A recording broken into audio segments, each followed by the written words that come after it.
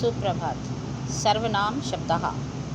बच्चों, सर्वनाम शब्दों में हमने तत् यानी वह शब्द तीनों लिंगों में पढ़े, पुल्लिंग, स्त्रीलिंग और नपुंसकलिंग, और उनके शब्द रूप हमने लिखे।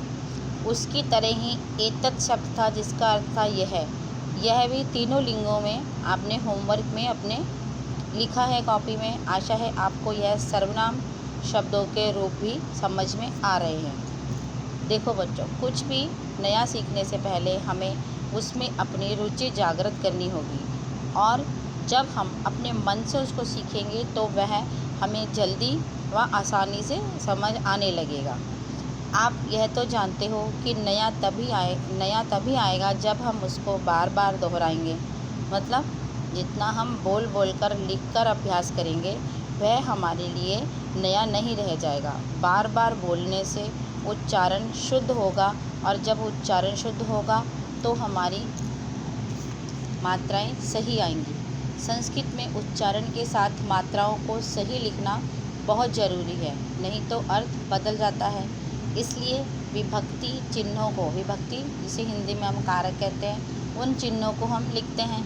वचन और लिंग का प्रयोग भी हम इसीलिए करते हैं। हम जो लिखना चाहते हैं वो पढ़ने वाले को सही समझ में आ जाना चाहिए, इसलिए हम शब्द रूपों को लिखना और बोलना सीखते हैं।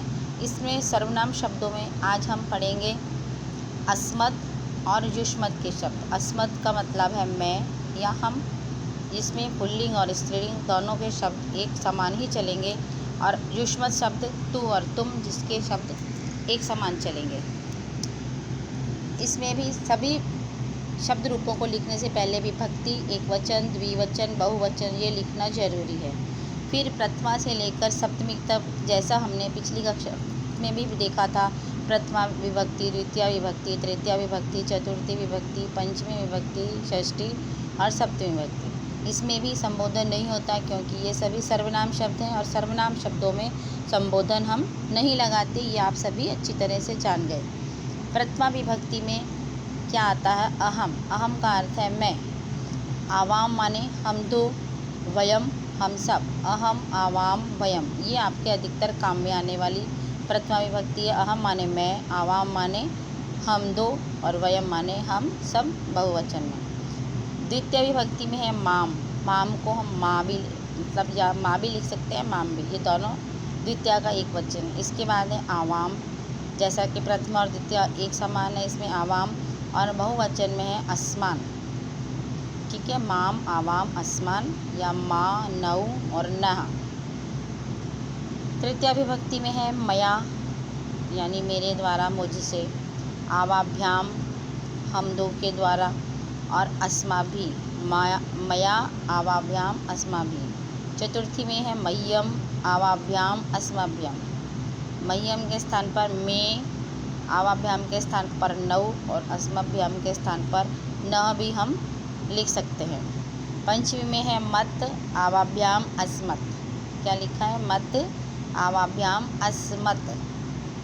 षष्ठी विभक्ति में एक वचन में है मम, में, आवयोः और अस्माकम।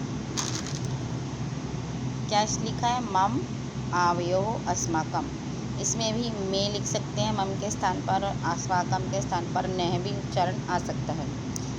मम आवयोः अस्माकम, मयि आवयोः अस्मासु, मयि आवयोः अस्मासु। इसके बाद ये तो थे अस्मत् शब्द के रूप, जिसका अर्थ था मैं और हम, जो पुल्लिंग और स्त्रीलिंग एक से ही रहेंगे।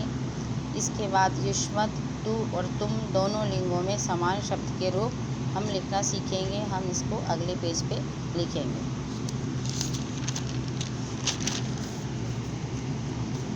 पीछे यदि एक दो लाइन बच जाती है तो हम उसे अगले पेज से ही लिखेंगे। इसमें पढ़ने और लिखने में आपको कोई परेशानी नहीं होगी। एक शब्द रूप एक पेज पर सीधे सीधे आने चाहिए, ये नहीं आधा इधर लिखा है आधा नेक्स्ट पेज पे लिखा है। इसमें भी पहले युष्मत् शब्द में, युष्मत् शब्द तू और तुम दोनों लिंगों में समान है, यानी पुल्लिंग और स्त्रीलिंग दोनों में ऐसे ही रूप चलेंगे। पहले विभक्ति, प्रथमा, द्वितीय, तृतीय, चतुर्थी, पंचमी, षष्ठी और सप्तमी। उसके बाद एक वचन, द्विवचन, बहुवचन, ये सभी शब्द रूपों में लिखना अनिवार्य है। प्रथमा में क्या आएगा? त्वम, त्वम का अर्थ है तू या तुम, त्वम युवाम युयम। इसमें प्रथमा विभक्ति आपके ज़्यादा काम में आएगी, त्वम युवाम यूयम। द्वितीया में है त्वाम युवाम युष्मान। क्या लिखा है द्वितीया में? त्वाम, त्वाम को त्वा भी लिखा है, युवाम और युष्मान, युष्मान को क्या लिखा है? वह। तृतीया विभक्ति में त्वया यानी तुम्हारे द्वारा या तुमसे, त्वया युवाभ्याम युष्माभि, त्वया युवाभ्याम युष्माभि, तुभ्यम युवाभ्याम युष्मभ्यम, तुभ्यम युवाभ्याम युष्मभ्यम, त्वत् युवाभ्याम युष्मत्। क्या लिखा? त्वत् आधा तय लिखा है यहाँ पर, त्वत् युवाभ्याम युष्मत्। इसके बाद षष्ठी में है तव युवयो युष्माकम, तव युवयो युष्माकम। सप्तमी में है त्वयि युवयो युष्मासु, त्वयि युवयो युष्मासु। सभी में आपने देखा द्विवचन में प्रथमा द्वितीया समान है, तृतीया से पंचमी तक समान है, षष्ठी सप्तमी समान है। इसी तरह यहाँ पर बस आपको एक वचन अधिक याद करने की ज़रूरत है। उसमें भी पुल्लिंग स्त्रीलिंग दोनों सर्वनाम है। ये संबोधन इसमें नहीं लिखते दोनों शब्द रूपों में, क्योंकि ये सर्वनाम के शब्द है। अब आपको होमवर्क में अस्मद और युष्मत दोनों शब्दों के शब्द रूपों को सफाई से अपनी कॉपी में लिखना है और याद करना है। ये होमवर्क आपको कॉपी में करके लर्न करना है। धन्यवाद।